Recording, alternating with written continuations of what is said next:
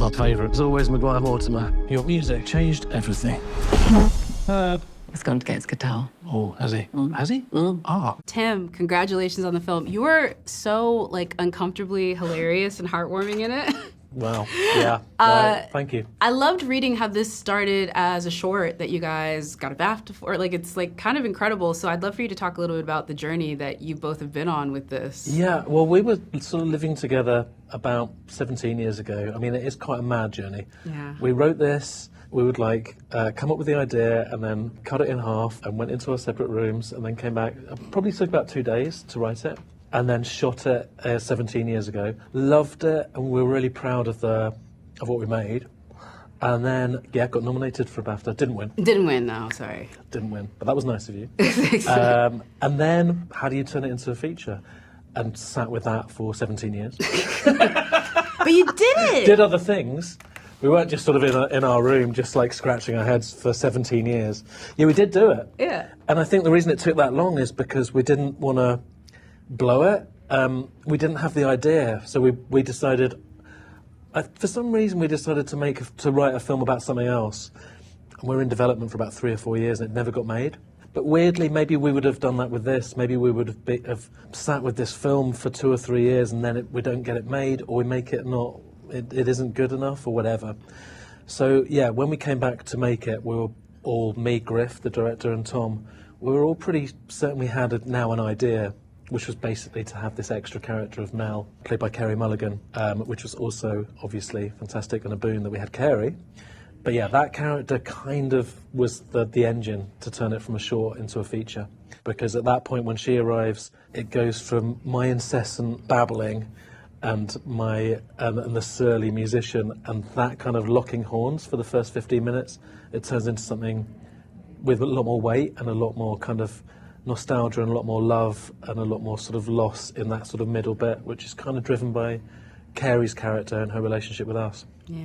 And I would say, yeah, there's some really tender moments when she arrives. There's also some equally awkward moments. It's weird, too, seeing you as the writer of this, because you're quite normal, but in the film, I'm just like, who is this man? Like, the minute you showed up, I was like, what is it? And then as the film progresses, we sort of, like, figure out what he's about.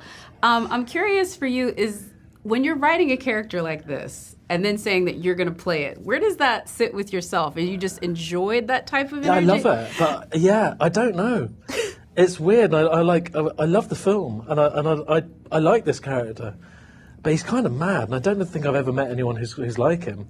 He just talks, and he just does not have an off button, and he talks and talks and talks, and I think part of it is that me and Tom have known each other for so long that when you have like a best friend and like a little group of friends, you start to talk in the same language.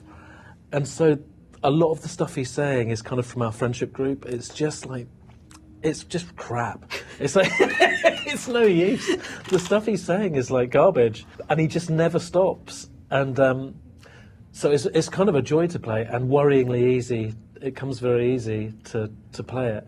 Well, then I'll ask you a different question, because when I read this, like when I first Googled you and it said poet, comedian, writer, and I was like, okay, sis, really? But then I looked it up and I was like, oh my God, I heard your audiobook with all of your poems, and I saw like the other stuff. And so I'm curious, being from a poetry background and then writing screenplays, are there things that translate, or were there things that you had to forget? Like, what is it? Are those different writing muscles, or they're all the same? Totally different. I think me and Tom dovetail quite well, because I think he has more of he's very clever, and he has more of a mind for writing stuff that's kind of longer form. The reason I ended up writing poetry and writing sketches, and I do a lot of live stuff, which is quite splintered, is maybe there's an attention span thing, or I like making a lot of small things and then gluing them together. Whereas Tom can think in like a slightly larger way. I think he'd be able to write a really good novel, for example. But he's also written quite a lot of screenplays and things. So I think you get anything that I'm providing, and in terms of like my sense of humour or any kind of way of writing stuff, and my sense of my own character in the movie. It was always going through this prism of him being like the absolute engine room of getting the script done in a way that it was really cohesive. And I think part of the battle with any screenwriter is actually starting the script, and then at some point you finish the script. Yeah.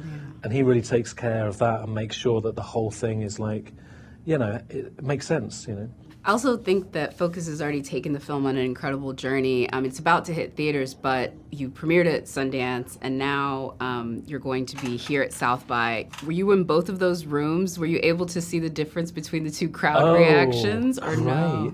Comparing Sundance and South by. Yeah, what was it like? Because, again, this is a film that is very confronting. I'll put it that way. Like, you're going to squirm in your seat a little bit. Yeah, I think, for me, South by Southwest, which was last night, was very kind of, it felt much more normal, and it was a really nice reaction, and kind of like, I think I got quite emotional that they reacted nicely. But Sundance was kind of overwhelming, because it was just a bigger room, and also, I wouldn't be able to talk, with any kind of sense about that, because it just floored me. Because you don't know what you've made. We didn't have like a learner slope of showing the film in England. We just were straight into, the first time I ever saw it was in Sundance. So it was just a bit too much for me, really. It's a blur. I cannot cope with this, yeah. Well, you did okay, and people are still digging it, and they really enjoy it. I will have to ask you, too, because it has been one of those things. Have you had a reaction to the film that you've particularly enjoyed, either from just a regular person or even somebody from maybe the industry? I feel Brits don't give compliments, maybe not your friends and family, but... Yeah, they do. We got like a really nice message from Richard Curtis, you know. Oh, wow, that is lovely. It kind of, again, is... I don't know. We're proud of the film, but when someone else sees it and they're like, "I really loved it," it was like, it sort of did something. Then that's good, and if it's from someone like him, that's kind of nice, because obviously we've seen his stuff. Just a little bit, yeah. Yeah, so that was really nice. I mean, but then we showed it in Sundance the second time, and there was like no gap between the stage and the audience, and we did a Q&A after, and so it then got people were like coming up to us afterwards, and that was completely overwhelming. I was done by then. I needed to go home because there were like people who said, "We always come here, and we've been coming for 15 years. That's our favourite film," and stuff like that. Which is, I mean, I don't know. I think I was probably emotional that weekend, but at that point, I was like, yeah, quite tearful, because you do feel like someone genuinely, really, really liked it. Yeah. Which is sort of what you want to do, I suppose, if you make a film. You don't want everyone to go absolutely fine. You want some people to really like it, and maybe some people it's not quite their thing. Yeah. One of the things I think interesting, too, is the whole premise of it is this man who would kind of go to the ends of the earth to make this moment happen between these two artists that he loves coming back together as a way to pay homage to somebody. Is there an artist or a piece of media where you would kind of engineer that to do your own version of Wallis Island, where you're like, you would do anything, pay any amount to make it happen? Yeah, I mean, it would be decent to see the Beatles, I suppose. That'd not be bad. Yeah, I don't know how much that would cost. That would be logistically a nightmare. But I think maybe some sorcery, necromancy, and you some really bad things. Necro what? The necromancy, making like... Yeah. I mean, like, this is more of it. This is getting very dark. Yeah, that's millions, isn't it? Rather than thousands. Yeah. And also, a lot. Yeah, I don't want to do dark It'd be voodoo. worth it. Yeah. It'd be money well spent. For you. Yeah. Yeah, 100%. I love it. The other thing I think is so great is you're in this great moment right now where you have this movie that's very personal. You wrote it, you star in it, but then you're also, I loved you in Mickey 17, Yeah. which you do. I would just be curious, what's it like contrasting working on a Bong Joon Ho set to like what you were doing with this one? Is there any comparison? No, it's not the same. It's literally like not the same thing. It's like comparing, tennis with eating.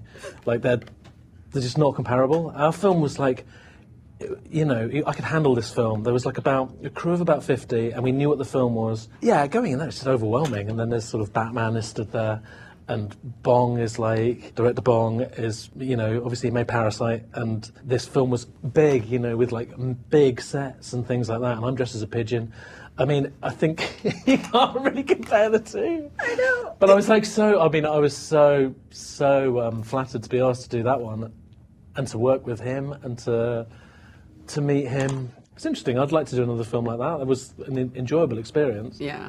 But obviously, to do what we did is sort of a lifelong dream, really, to work with Tom, who I've worked with for 20 years, and Griff, who made the short, and then to bring on the rest of the cast, and then, be sort of sat by the ocean doing a scene with Carey Mulligan. Yeah, it may never happen again to me and Tom that we make something like this. Lovely. Well, thank you so much, and I really appreciate it, and hopefully we'll see you soon. Thank you.